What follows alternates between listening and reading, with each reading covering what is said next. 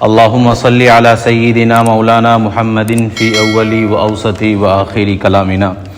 حضرات سامعین، پچھلے ہفتے ہم نے غزوہ احد پڑھا تھا۔ غزوہ احد کے بعد جو واقعات بڑے ہوئے ہیں جنگی اعتبار سے، اس لیے کہ اللہ کے رسول صلی اللہ علیہ وسلم نے جب ہجرت کی ہے، ہجرت کے دوسرے سال سے ہی جنگیں شروع ہو گئیں اور آپ کے وصال تک جنگ ہی چلتی رہیں۔ ہر سال 2، 3، 4 بڑی بڑی جنگیں ہوئیں اور چھوٹے مارکے تو ہر دن میں کئی ہو رہے تھے، جب صحابہ کرام کی ایک جماعت، چند ٹکڑیاں اور چند افراد کبھی ادھر جا رہے ہیں کبھی ادھر جا رہے ہیں۔ تو یہ پورا 10 سالہ جو اللہ کے رسول صلی اللہ علیہ وسلم کی زندگی ہے، اور جو 10 سال کا یہ پیریڈ ہے، اس میں قتل و قتال کا اور اسلام کے نزول کا اور اسلام کی اشاعت کا ایک بہت زبردست کارنامہ انجام دیا گیا ہے۔ تو ہم بڑھ رہے ہیں اب 3 ہجری سے، ہم سال وائز چل رہے ہیں، ایک سال میں کتنا کارنامہ ہوا، کتنے بڑے واقعات ہوئے، پھر اگلے سال میں کیا بڑے واقعات اور کیا اسلام کی اشاعت ہوئی۔ تو سن 3 ہجری کے اندر ہم نے غزوہ احد پڑھا تھا، اور اب غزوہ بنو مستلق اور غزوہ احزاب کی طرف ہم بڑھتے ہیں۔ غزوہ احزاب یہ سن 5 ہجری کے اندر واقع ہوئے ہیں، لیکن جو سن 4 ہجری گزرا ہے اس کے اندر بھی بڑے چیزیں ہوئی ہیں اسلام کی، جیسے پردے کے احکام نازل ہوئے اور پردے کے مسائل اور ان کی جو دوسری چیزیں تھیں وہ سب چیزیں متعلق ہوتی چلی گئیں۔ سن 4 ہجری سے پہلے پردہ کے احکام نازل نہیں ہوئے تھے، پردہ جو تھا وہ معمولی تھا، بس جو لباس عورتوں کے جسم پر رہتا تھا اسی کو پردہ کہا جاتا تھا۔ باقاعدہ چہرے کا پردہ نہیں تھا، چہرہ کھلا رکھتی تھیں جو صحابیات تھیں وہ بھی، اور جو عام پرانا کلچر تھا مکے کا، مدینے کا اور عرب کا، اسی کلچر کے اوپر مسلمان چل رہے تھے، مسلمانوں کی خواتین چل رہی تھیں۔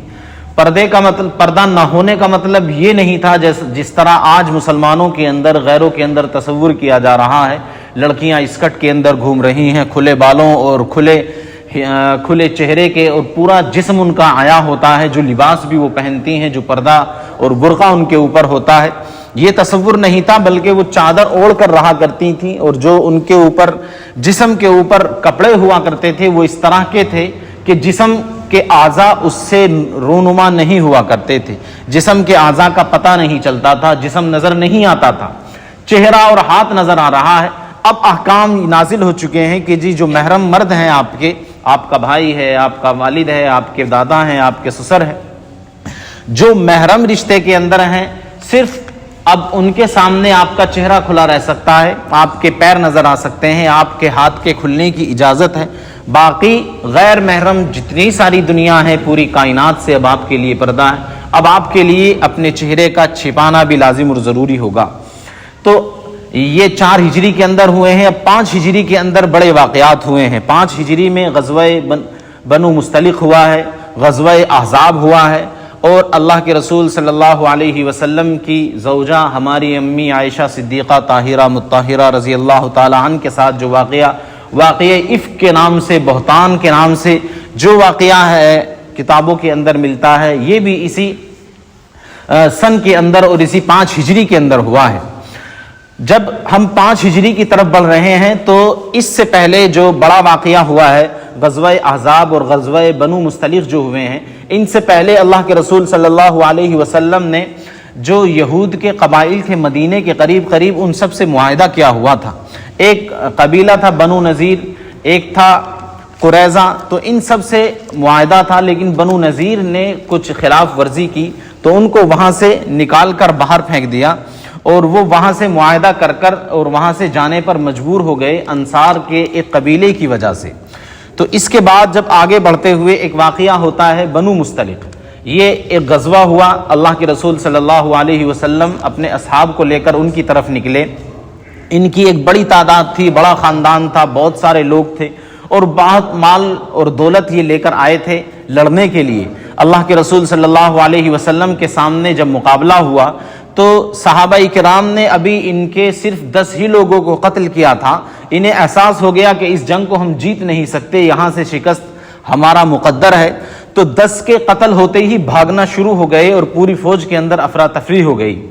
جب سب اب لڑنے پر کوئی آمادہ نہیں ہے, سب بھاگنے پر لگے ہوئے ہیں, تو صحابہ کرام نے ان کو بھاگ کر تیزی کے ساتھ پکڑنا اور دبوچنا شروع کر دیا اور ان کے مالوں پر قبضہ کرنا شروع کر دیا. جو لوگ وہاں پر گرفتار کیے گئے, جن کو دبوچا گیا, وہ قریب 200 کے قریب خاندان تھے. 200 کے قریب خاندانوں کو اور گھرانوں کو قید کیا گیا. اب آپ اسی سے اندازہ لگا لیجئے کہ تعداد کتنی بڑی ہوگی. جب 200 گھرانے قید کیے گئے ہیں, ہر گھر میں 2 4 5 افراد کم سے کم ہوا کرتے ہیں, ایک میاں بیوی, ان کے بچے, اور بچوں کی تعداد 2 4 5 اکثر رہتی ہے, تو 5 6 آدمی کم سے کم ایک گھرانے کے اندر ہوں گے. تو 200 گھرانے قید کیے گئے تو کتنی بڑی تعداد ہوگی. ان میں جو یہ لے کر آئے تھے 2000 اونٹ صحابہ کرام کو ان کے مال غنیمت کے طور پر ملے, اور 5000 بھیڑ, یہ سب اپنے ساتھ, اور بہت سے زیورات اور سونا چاندی اور روپیہ اور سکہ, یہ سب اللہ کے رسول صلی اللہ علیہ وسلم نے اس جنگ کے اندر مال غنیمت کے طور پر حاصل کیا. اس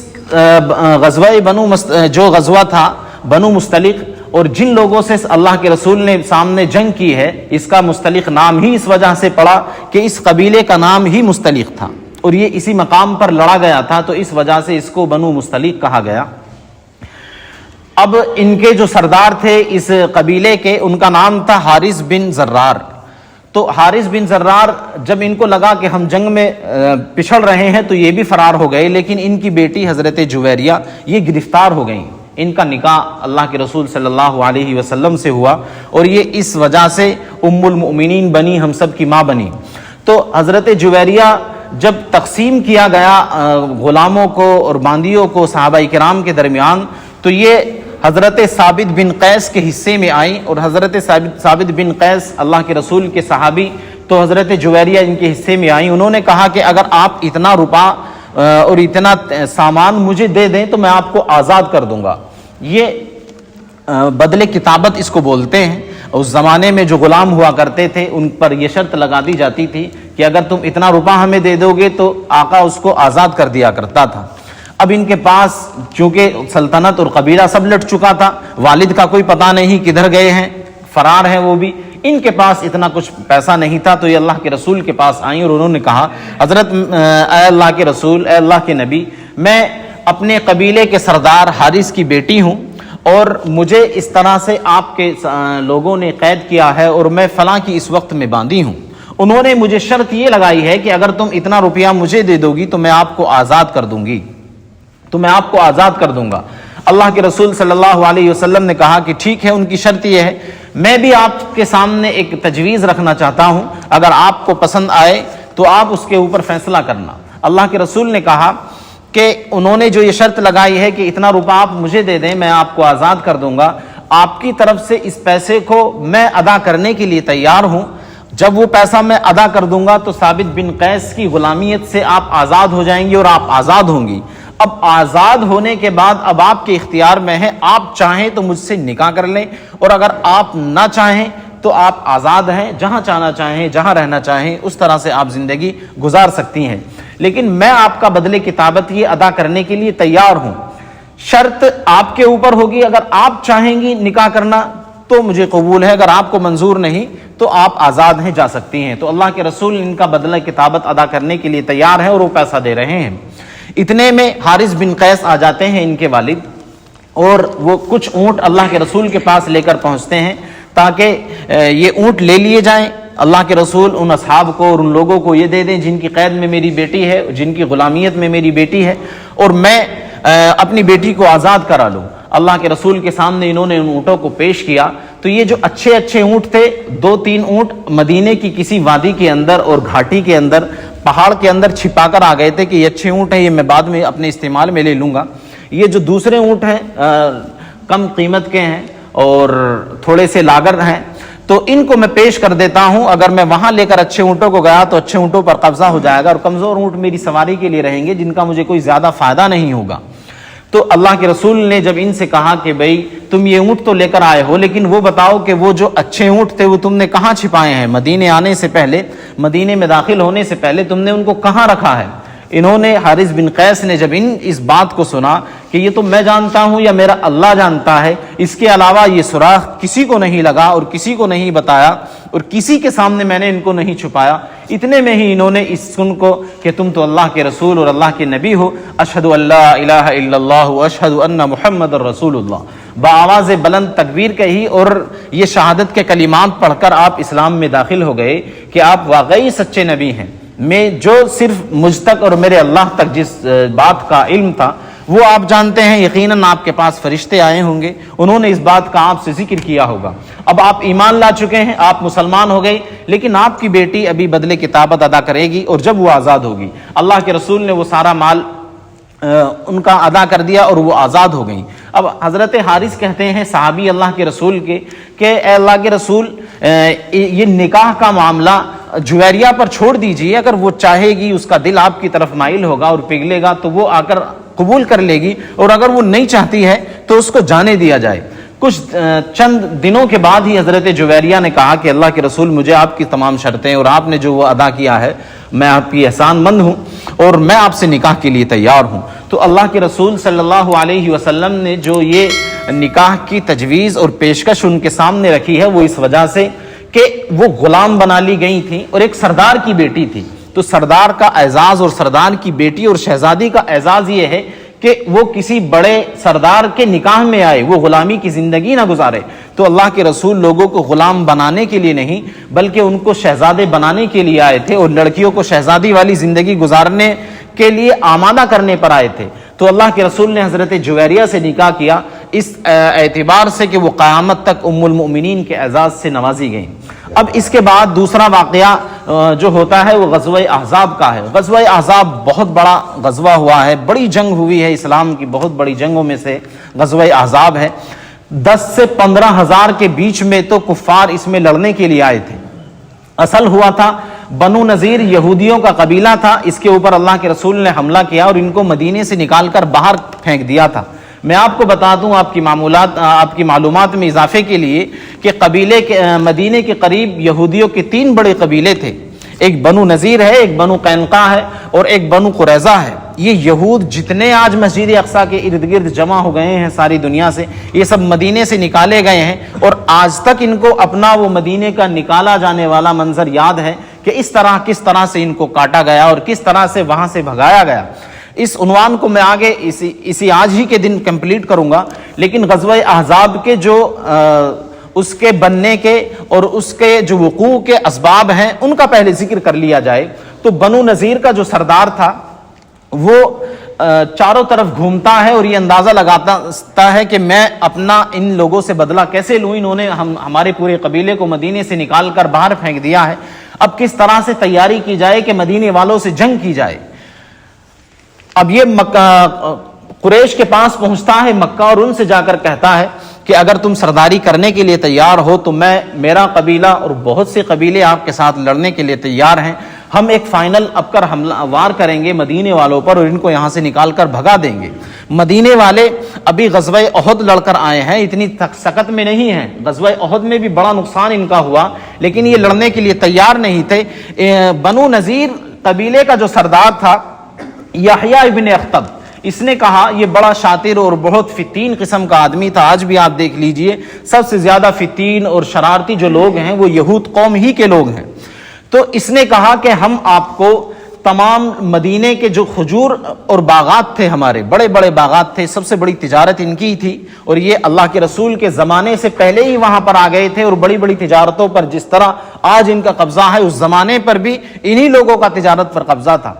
تو یحییٰ ابن اخطب نے کہا کہ مدینے سے جتنی کھجور وہاں سے نکلتی ہے ہمارے باغوں سے، اس کا ہم آدھے سے زیادہ حصہ آپ کو ٹیکس کے طور پر دیں گے، آپ کی سرداری کے لیے دیں گے، اور جو دوسرے قبیلے عرب کے ہیں وہ سب بھی آپ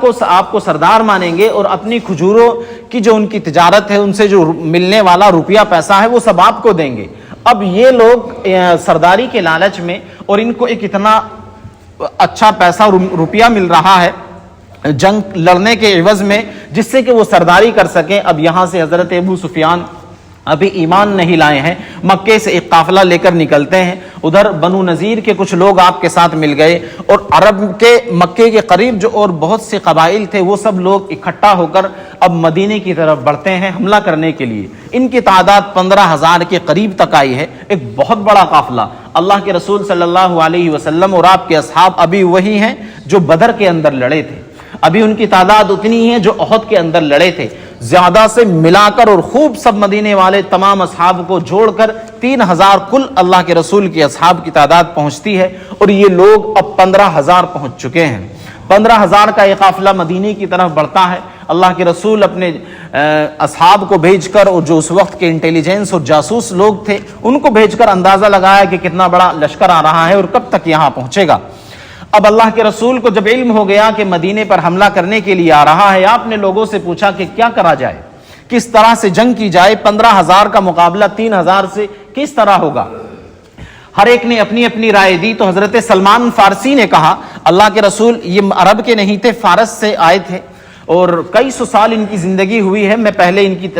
सीरत पर कई मिनट बोल चुका हूं और इनकी पूरी तारीख आपको बता चुका हूं किस तरह ये मदीने आए। इन्होंने कहा, अल्लाह के रसूल हमारे यहां जब किसी बड़े दुश्मन से मुकाबला होता है जिसकी ताकत हमारे अंदर नहीं होती लेकिन हम पर हमला करने के लिए वो आ रहा है, तो हम उसकी तैयारी इस तरह करते हैं कि अपने कबीले और अपने शहर के चारों तरफ बड़ी बड़ी खंदकें खोद देते हैं और गड़े खोद देते हैं कि वो उसको पार कर कर हमारे पास तक हमला करने के लिए नहीं आ सकता। तो हमारी तादाद कम है, हम दुश्मन के मुकाबले में बहुत कम हैं, तो हमें भी यही एक हरबा इख्तियार करना चाहिए और यही प्लान करना चाहिए कि मदीने के चारों तरफ खंदक खोद दी जाए जिससे कि दुश्मन हमारे ऊपर हमला करने के लिए मदीने में आ ही नहीं सके और वो खंदकें और वो जो बड़े बड़े गड्ढे और तालाब बने हुए हैं वो उनके बीच आड़ बन जाए। अल्लाह के रसूल को ये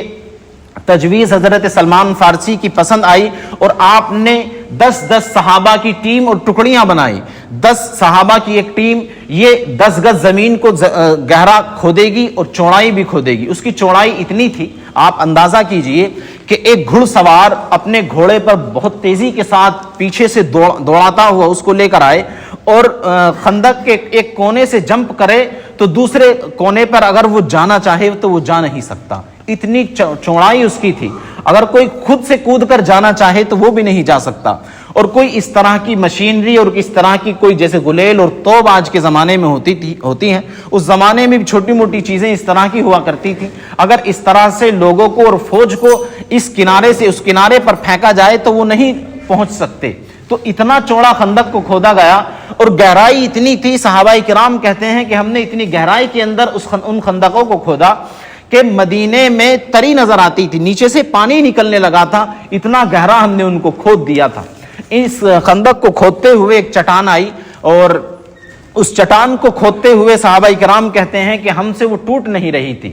और इतना भारी और ताकतवर पत्थर था कि उस पर हम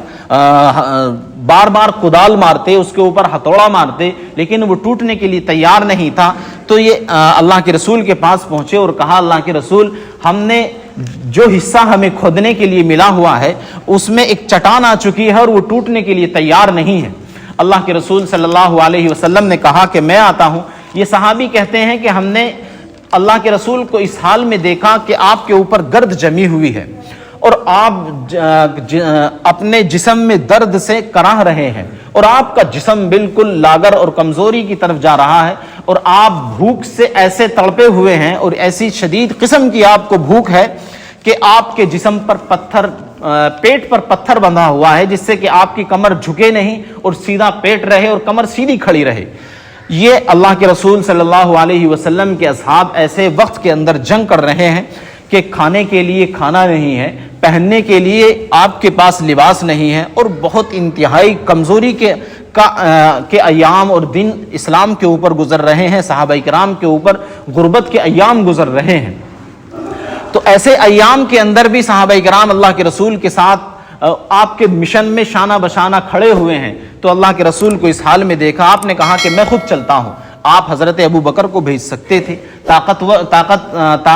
जवानी में और ताकतवरी में हजरत उमर इब्न खत्ताब थे, आप अपने दूसरे फौजियों को, बड़े ताकतवरों को भेज सकते थे। आपने कहा कि मैं खुद चलता हूं। आप खुद चलकर आए اور آپ نے پہلی کدال جب اس کے اندر ماری تو اس کا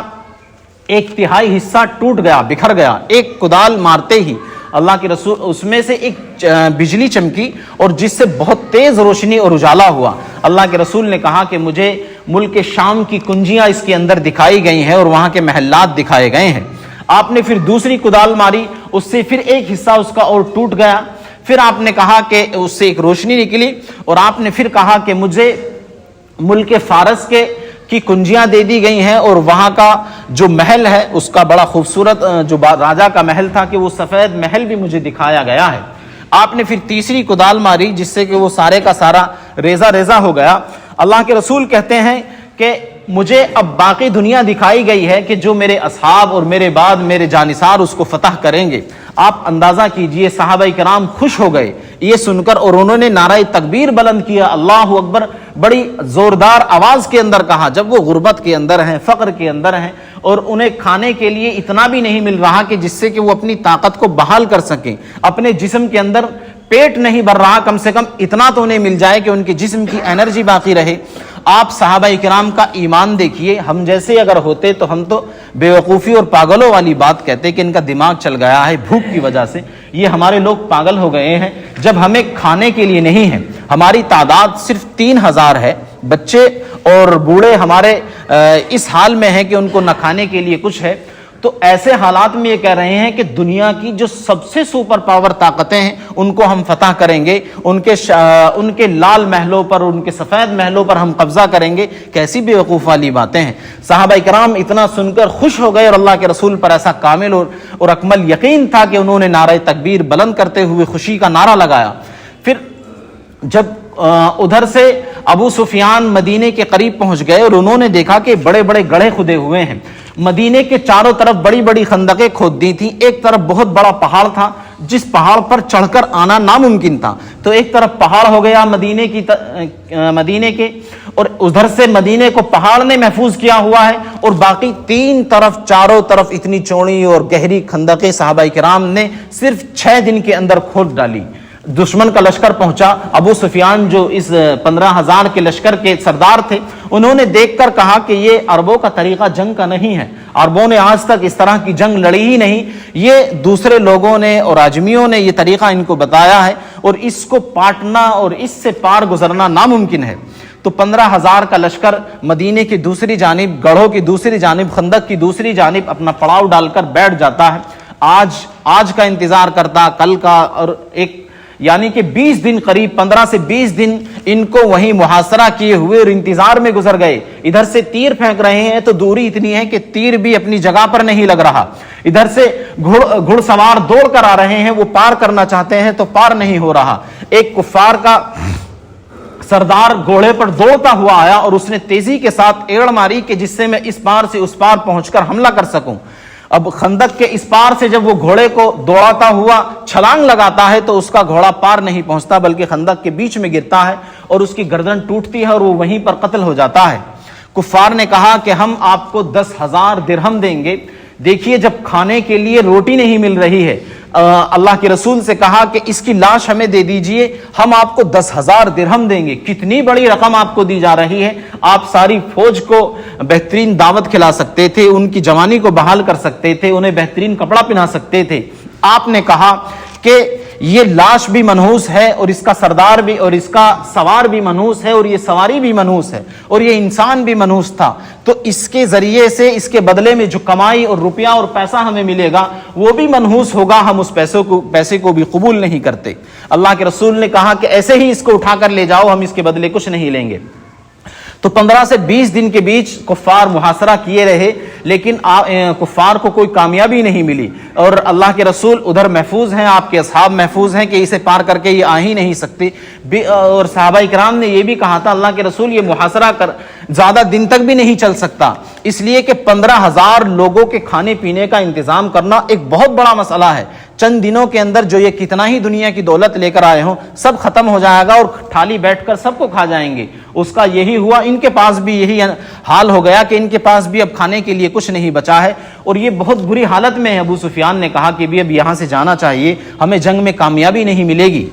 اب جب یہ یہی بات کر رہے تھے تو ایک بہت زبردست طوفان آیا جس نے ان کے اونٹ تک اڑا دیے، ان کے شامیانے اور ان کے ٹینٹوں کو اڑا کر لے گیا، ان کے برتن اور ان کے جو ساز و سامان تھا سب اس طوفان کے اندر ختم ہو گیا۔ اس میں ایسی تفریح مچی اور ایسے بکھرے یہ وہاں سے دم دما کر بھاگ گئے اور صحابہ کرام کو فتح نصیب ہوئی بغیر کچھ لڑے۔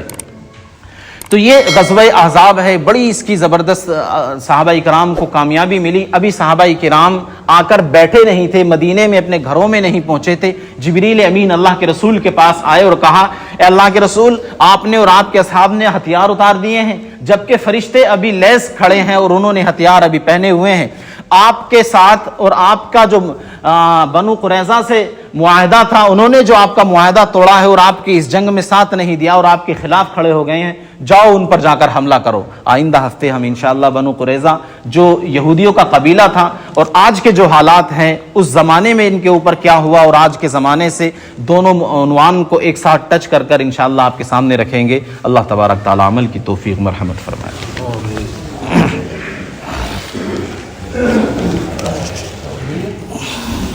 کہاں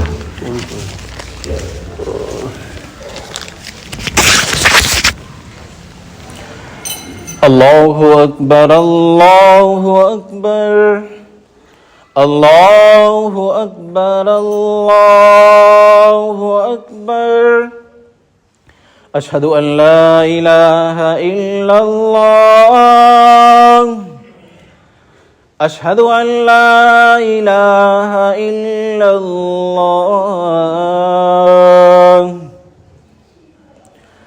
اشہد ان محمد رسول اللہ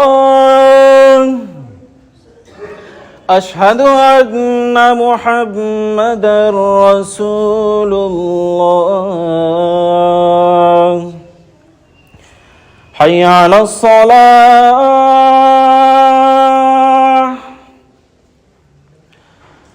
حی علی الصلاة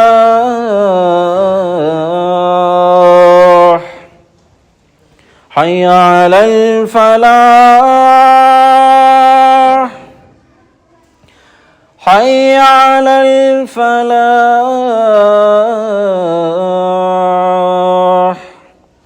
اللہ اکبر لا الہ الا اللہ